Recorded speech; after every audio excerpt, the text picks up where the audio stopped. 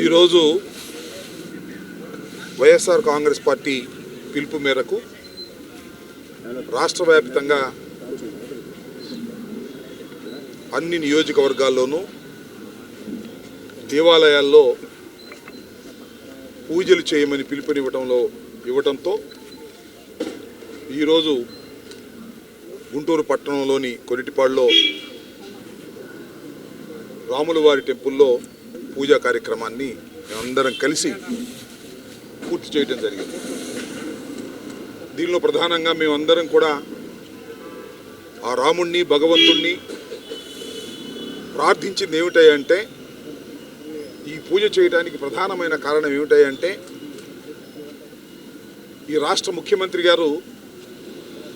అత్యంత పవిత్రమైనటువంటి తిరుమల తిరుపతి దేవస్థానపు ప్రసాదపు లడ్డూలో జంతువుల కొవ్వు కలిసిందనేటువంటి ఒక అసత్య ప్రచారాన్ని పెద్ద ఎత్తున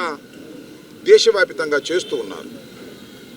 అది అవాస్తవం, అసత్యం. ఆ అసత్యాలను రాజకీయంగా వాడుకోవాలని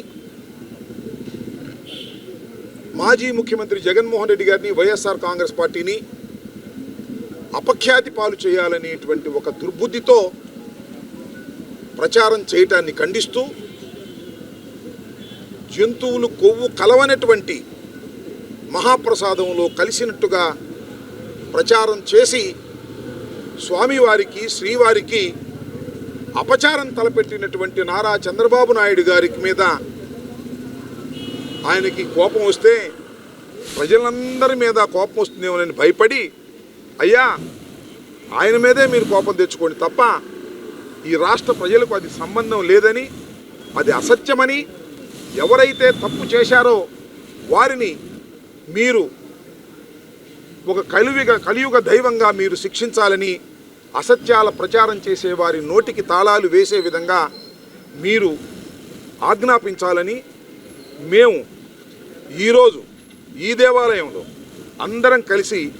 ఇదే ప్రార్థనలు చేశామని మీ అందరికీ కూడా సవినయంగా మనవి చేసుకుంటున్నాను.